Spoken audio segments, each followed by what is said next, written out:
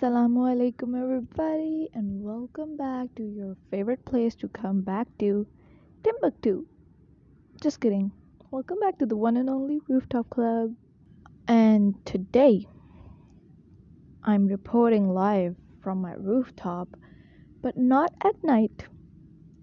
It is currently afternoon, but it doesn't look like afternoon because it's raining as well. I'm sitting in the rain. I'm literally sitting. The raindrops are falling over me. So, well, it's a drizzle, but it's the same thing, It's quite fun actually to sit in the rain and record the podcast. It's enough to make me happy, but not enough to make me, drench in it. Although I think it's getting heavier, or maybe not. And since it's still, the daytime, I think there are a lot more birds and the bird sounds like the chirping. The crows are cawing. Can you hear them? Before I pressed record, there was this bird I don't recognize, but it was such a beautiful voice, and I was like, wow, please come back when I will be recording. So let's see if that bird comes back or not. So I'm kind of sitting under a gray sky, and the softest, most pleasurable, is pleasurable even a word? But like pleasurable, pleasant. Oh my god, most pleasant breeze. Oh, the rain is getting fast. Can you hear the rain?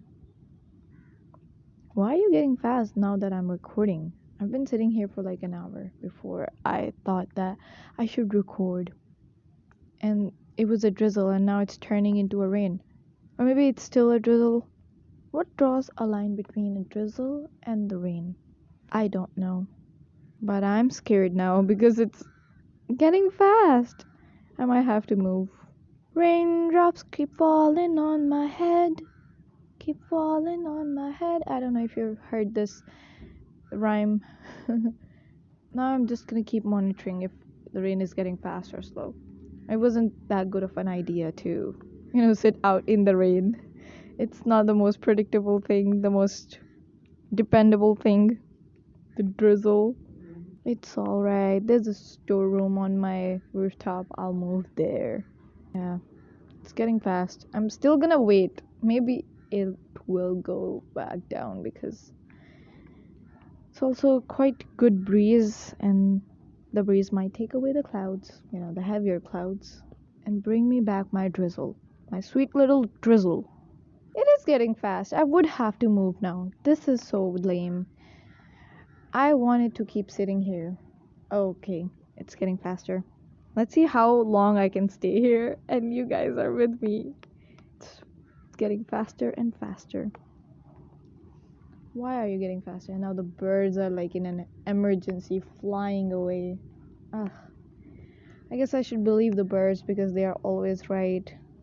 If they are in an emergency flying, then it means that this rain is only gonna get heavier. Which is true as of now. It is getting heavier.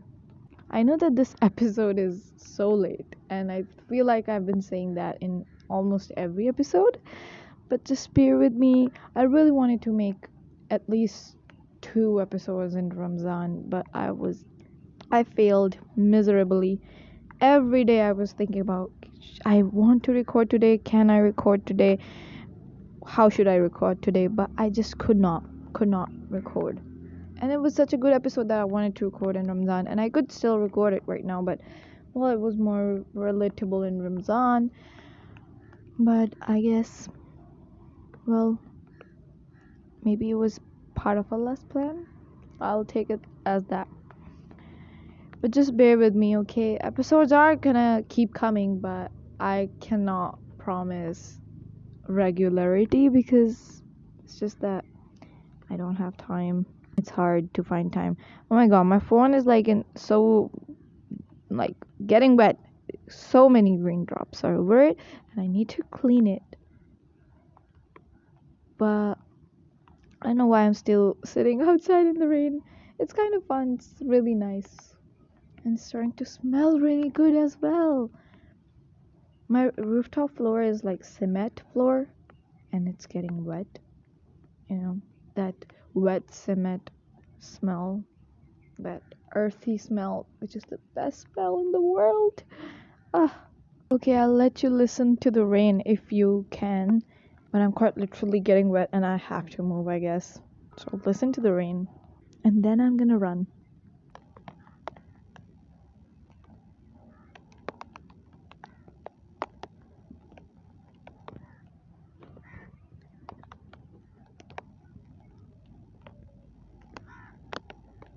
Alright, now I have moved inside my store and I'm looking out at my rooftop now. But I'm inside the storeroom. The door is open right now, so yeah, and some of the rain is coming inside, and I'm quite literally sitting in the door.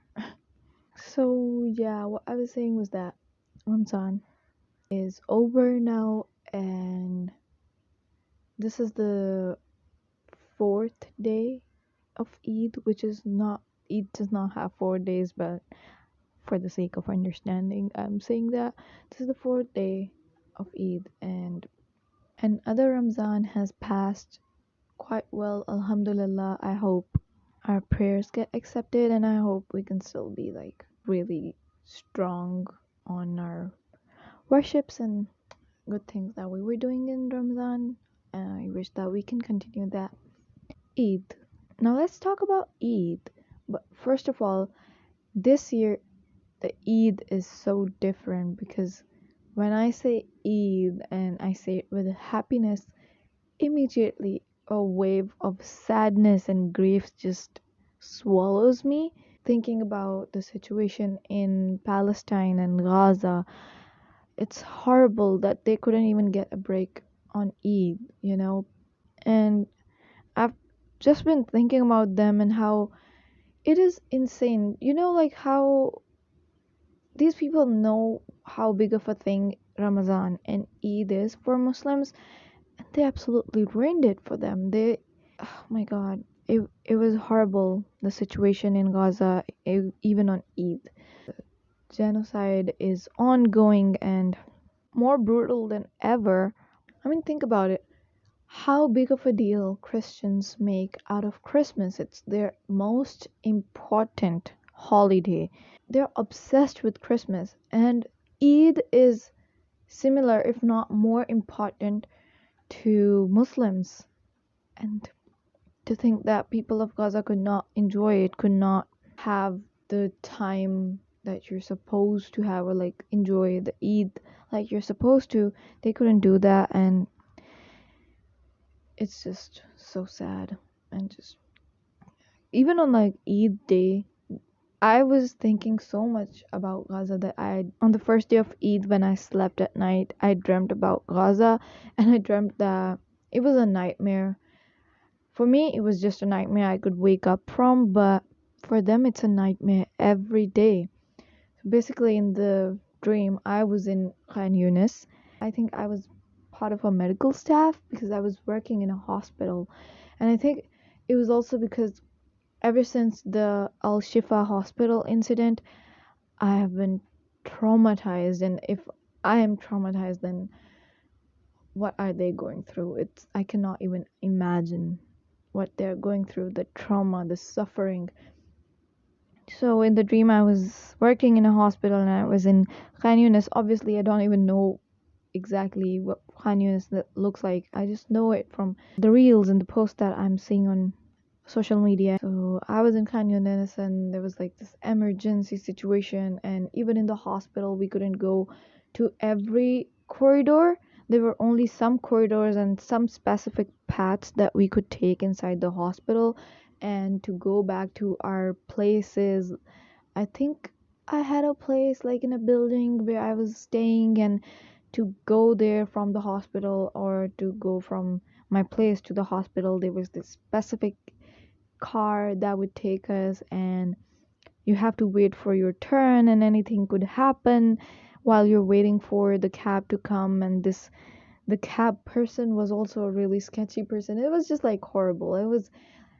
I can't really explain, but I was so anxious in that dream, and it was so bad. And I can only I can only imagine what they're going through. So yeah, even when we were celebrating Eid, I just hope that all of us were strong on the baikah and still praying for the people in Gaza and Palestine, and just sharing their posts and not sharing that much of festivities of the Eid, because I feel like that's so insensitive to share festivals and food and parties on your public social media accounts while all of this chaos and massacre is happening in Palestine. So just be mindful about what you're posting, especially on your public accounts. Of course, on your public accounts, and if you have people from Gaza and Palestine in your private accounts, then just be mindful about what you're sharing. Even before Eid, people were posting so many Eid shopping reels and food festivals and whatnot. And I was so angry. Like, how can people be so mindless about such things? That it was such a drive during Ramadan to not share your iftar pics and the food pics, because just think about what even is fasting in Gaza.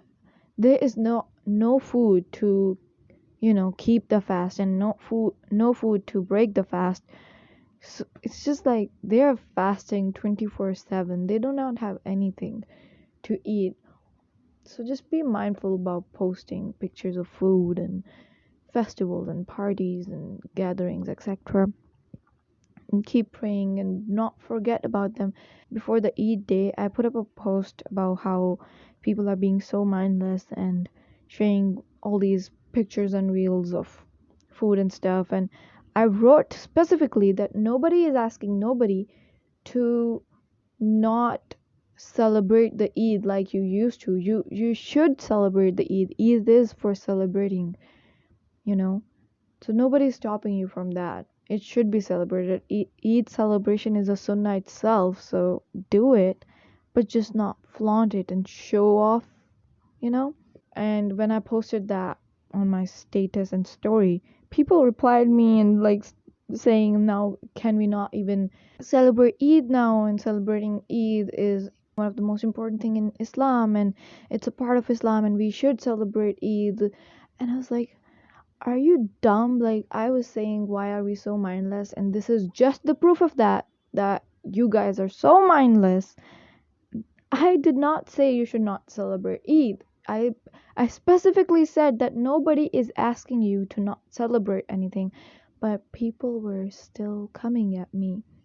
I don't know why people have this energy to come at anyone who is talking about Gaza and Palestine. I share on my WhatsApp status a lot about boycott, and the reactions I get from people is so disappointing. I have blocked a few people because of this. So I was like, why are you in my contact list with that mindset, you know? I do not understand any problem with boycott, especially with like the luxury items like Coke. What what even will you lose by not consuming Coca-Cola, you know? There are so many other cola brands and soft drink brands, but and Coca-Cola is not even good. Like any cola or soft drink is not even good for your health. Like it's not a necessity of life. Why are you fighting with me? I do not understand people. Anyways, this is a conversation that will never end, but I just want to say to you all that please remember people of Gaza still, and do not create a gap between, posting your pro Palestine content and talking about Gaza. Just stay mindful and keep praying, because the situation has only worsened. So, in this respect, this Eid was definitely different and not that happy. But I know that even people of Gaza, the people who could, they tried to, come in the spirit of Eid and do whatever they could. They are the most resilient people. They're the most amazing people on this planet. Like, they find joy and happiness and a reason to thank the blessings of Allah even during this genocide and this nightmare. They're amazing. And the posts I was seeing from Palestine about Eid and celebrations of Eid and whatever they could do, they were so wholesome, and I just wish them all the happiness in the world. It was a good idea to shift inside because the rain is quite fast now. But some of the birds are still out. Look at that crow slaying in the rain. So we spent Eid not in our house. We go back to our village and the city and another city. Like I've mentioned before, that we travel a lot, and that's because most of our family, no, not actually, all of our family is in other cities, and you know, the city where my parents are originally from. So we always go back to our grandparents' house in the village on my dad's side, and the city where my other family lives, like my mom's side of family lives. So the first day of Eid we spent with my dad's side of family, and the second day of Eid we spent with my mom's side of family. And we have never celebrated Eid in just our house. I think nobody really, like, people do celebrate Eid in their houses, but they always go somewhere or some people come to your house. Like, yeah, so yeah, Eid is like the time to meet your family, especially your extended family, and to come together and sit with your own family as well if your relatives and extended family is far away. But still, people find connections and, create a family in the community around, because I know that a lot of people who move abroad, they don't have a lot of family with them, but they make a community there and just, come together on the Eid day to celebrate together and, you know, be in the spirit of a family or community. Anyways, but family gatherings comes with family dynamics, and not all the times the dynamics are good. I know, like, all families have their problems, their fair share of problems, and well, it's not the best time for these problems to come out, on the Eid day, but Eid is the time when everyone comes together and all the unresolved matters also flourish, come outside, get discussed. But yeah, family gatherings and family dynamics are so interesting and chaotic. Like, in the retrospect, I can sit here and say, oh, they're so interesting, but when you're inside living at the moment between those issues and conflicts, not that fun, man, not that fun. Anyways, this Eid was pleasant. It was a good Eid, I think, even though I was so overwhelmed because of my new job. Like I talked about in my previous episode about the overwhelm, that overwhelm is still here. And this year we got a lot of holidays for the Eid, and I really wanted to spend those in my own house. And I knew that it wasn't going to be the case that we would stay in our house because we always go to the village to celebrate Eid. So, but I really need some time in my house alone, but I'm not getting that. And you know, even though it's like my own family, and I have good connections with everybody, and I'm really good friends with my cousins, and I have good bonds with people in my family, but still, it's kind of like overwhelming. It's a social thing, and it's overwhelming. Families, like the whole bigger family, grandparents, and then your parents and their siblings and your cousins, like the whole extended family, the big picture families. Yeah, that family is such a bittersweet thing because it's amazing to meet your family and your relatives. But at the same time, it's sometimes quite bitter as well. And you know, you have your issues with people, and when you're meeting them, you're also reminded of all of those issues and dynamics. So it's like fun And you also have a good time, from outside and even some from the inside as well. So it's kind like such a bittersweet experience to meet your extended family. Okay, so Eid was on Wednesday. Very hard to get it on Wednesday because after the iftar on the 29th of Ramadan, everybody sits together to, first of all, everybody goes to the rooftop or come outside to, you know, see the moon, to find the new moon, and to, confirm that it's the new month. The new month has started and it's gonna be Eid the next day. But this moon is, man, such a thing. Never. I think I have only seen the new moon, the moon of the first Shawwal, like once in my life. I have never seen moon, or maybe twice, I guess. Other than that, I have never seen like the moon of Shawwal in with my own eyes. Even though we try our best on our rooftops, all of us cousins were on the rooftop in my religion trying to find the moon, but we just could not find the moon. And we were so disappointed because nobody could find the moon. Even on the news channels, there's this committee that, finds the moon to announce that the moon has been seen and it's gonna be Eid tomorrow. Celebrate. That committee could also not find the moon. And I really wanted Wednesday to be the Eid day because we got holidays for Eid from Wednesday till Sunday. And if the Eid was going to be on Wednesday, we were going to come back to our home on Friday.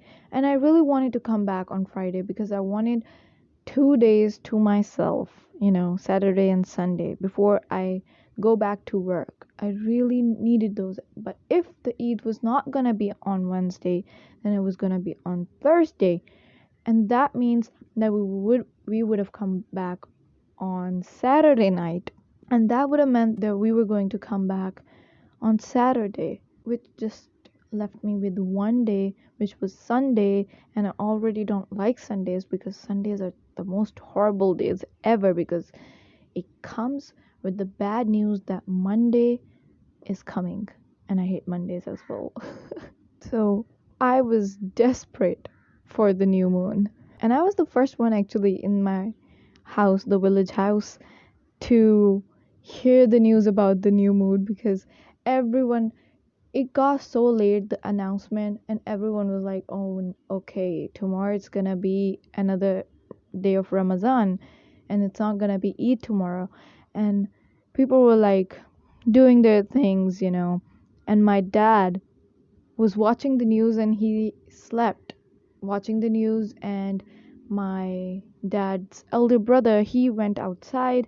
That I was just like randomly passing by the TV and I thought, oh, my dad is sleeping. And I look at the news and they're like going to announce that if it's gonna be Eid or not. I was like, oh, there's gonna be an announcement.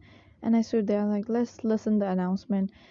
And in my heart, I was just like, please be Eid tomorrow, please. But I was, from outside, I was like hopeless. But from inside, I was praying so hard that let it be Eid tomorrow.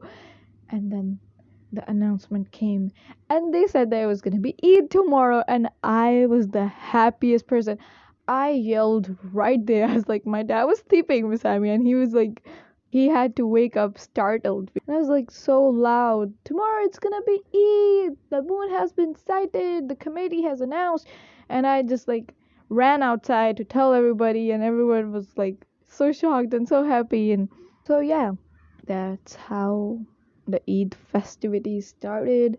We all had sweets, and yeah, the next day it was the Eid day. It was nice meeting the family. My dad is a family of 5 brothers and 2 sisters. So some brothers come to the village house the night before the Eid, and some come on the day of Eid. So yeah, on the day of Eid, it was really good time and everyone was together. And fortunately, on most of the Eids, when these brothers sit together, always have some kind of loud conflict or like debate or discussion.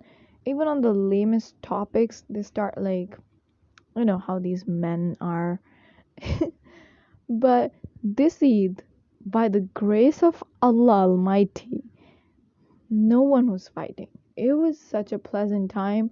Like my dad and his brothers, they all sat together, had a nice conversation, and it was just good. So that was quite a blessing. And all of us kids and cousins also had a great time. And the next day, we went to meet my mom's side of family, my mom's brothers, and we also had a really good time there.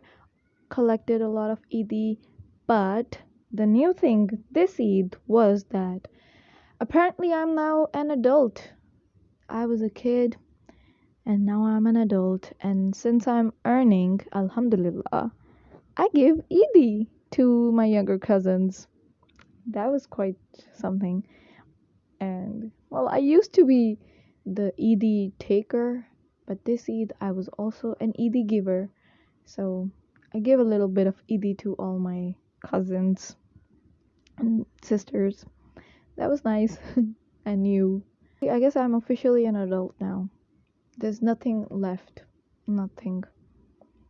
I draw the line at giving Eid. It's Saturday right now, and technically we came today because we reached home. We left on Friday, and like, I don't know, 10, I guess. We left at 10 and we reached home by like 2:30 or 3 in the morning. So technically we came today, and it didn't go exactly as I planned because there was a big family event on Friday night. So we got free from there really late. But that event was also kind of fun. One of my second cousins recently became a Hafiz of Quran. There was an event to, celebrate him becoming a Hafiz, and they had invited a lot of family. Like, he's my second cousin, so they invited my whole family, my whole extended family. Anyways, but we had a great time there. Took a lot of pictures. We don't really take family photos on Eid mostly, but since it was an event, I was the one who initiated picture taking, and all of us cousins took a picture. I somehow managed to get all the adults to take a picture, and then I made all like the couples take a picture and stuff like that. So, got a lot of pictures this Eid. Well, technically on the third day of Eid, but that was, it was a pretty place, so we could get pretty pictures. And it's so hard to talk to adults or to talk them into arranging themselves so we can take a photo. But since we were already out and, it was an event, it was easier.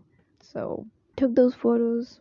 So, what I was saying was that we reached today in the morning, came back. Didn't go as planned, but still, I'm glad that we are back. Like, I'm spending my Saturday at home, but we have to do so much. We had to do so much organizing and setting. Well, part of it is our fault because we left the house so messy.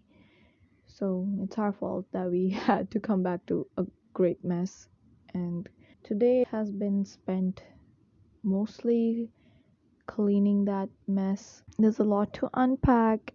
I don't think I'll be able to do all the things that I planned I'd be doing on the weekend, but still, it's good. Tomorrow Sunday. I'm always kind of hesitant to tell you what exact date and day it is when I'm recording because sometimes I record episodes and they get uploaded really late, and I do not want to expose myself like that.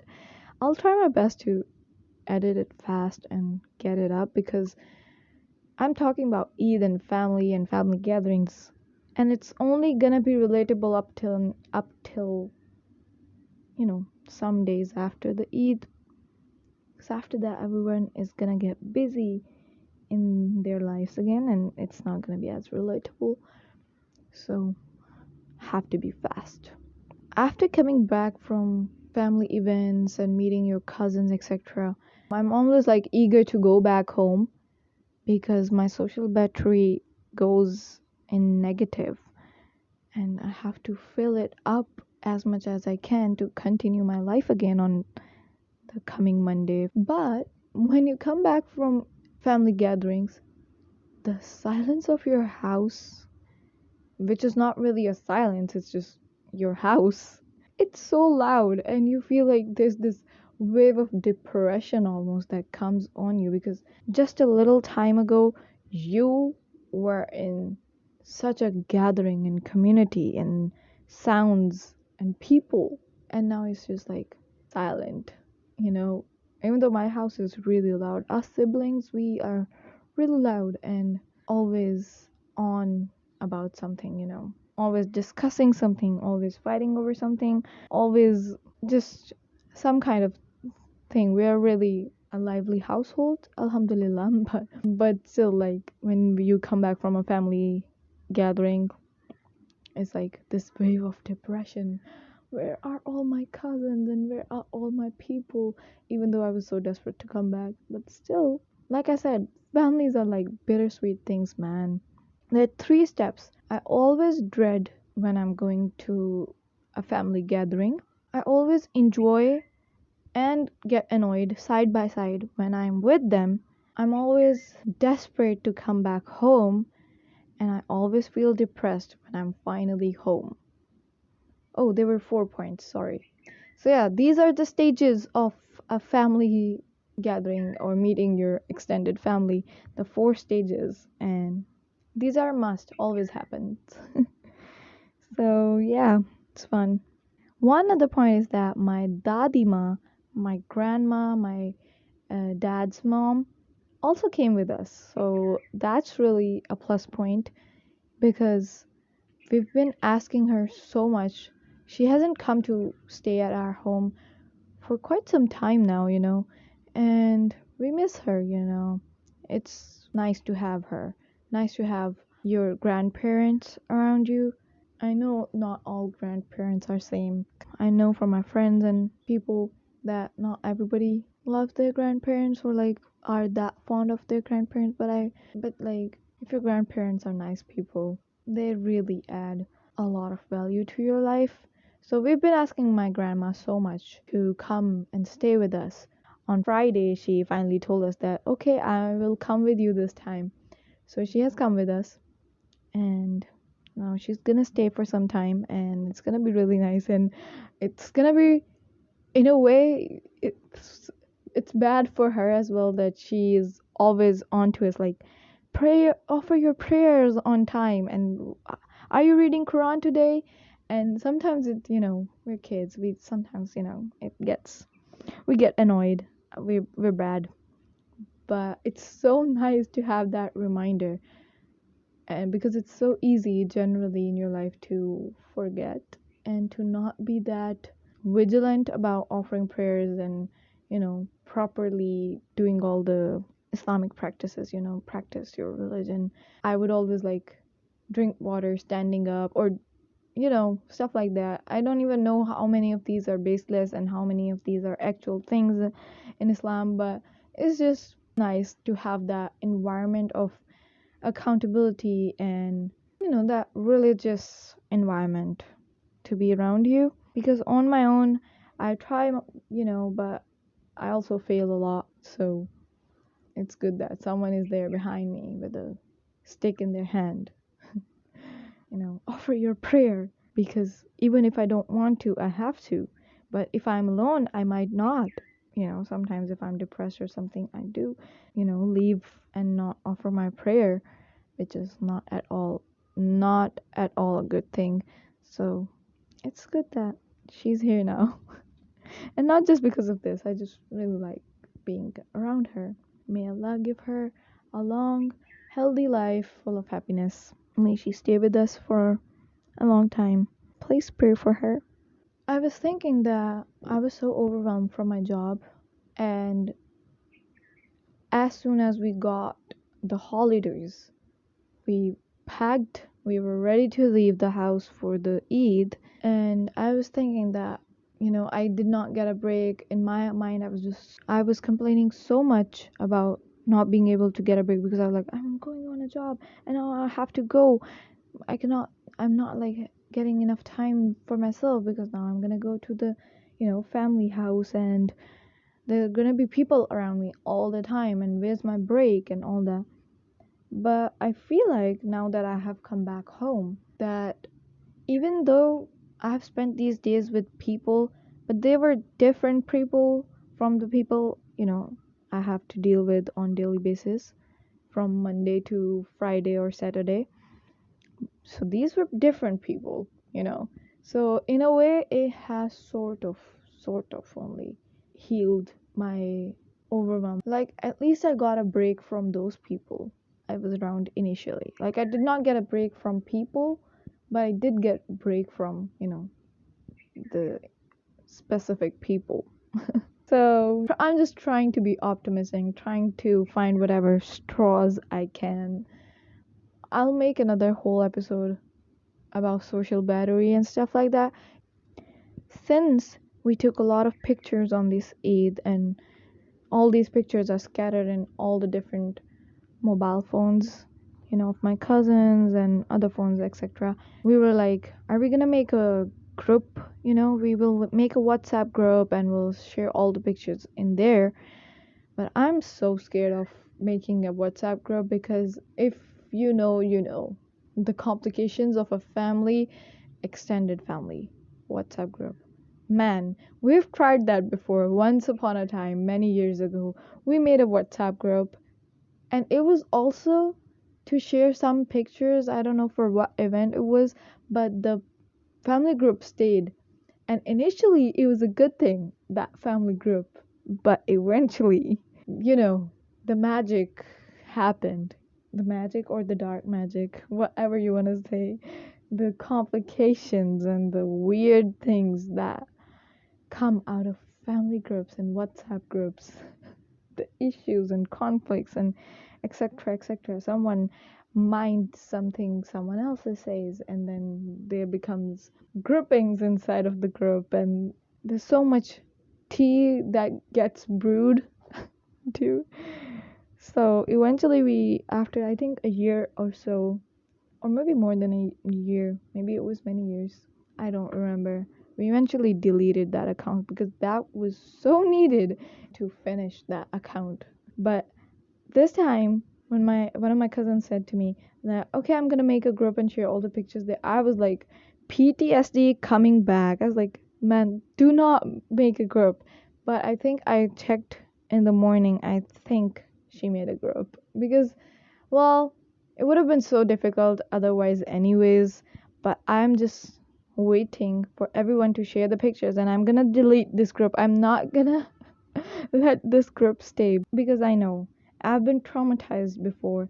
We have PTSD, we're scarred, and we won't let this happen again. Individual WhatsApp are fine, but an extended family group, not happening on my watch. We don't even have like a only cousins group because I know that would be messy as well. It would be so chaotic eventually. It would get chaotic. So, based on my experience, I would not recommend anyone to make a family, extended family, whole family WhatsApp group, or even like all cousins group. I know some people are like really good people and really good cousins, and it never gets messy and stuff like that. WhatsApp groups are always meant to have some kind of drama in it. So, that was my update on Eid and family gatherings and, festivities. This was more like an Eid update kind of episode, but I really wanted to talk about like family gatherings and family dynamics. I think I talked about it some, but there's still a lot more to cover.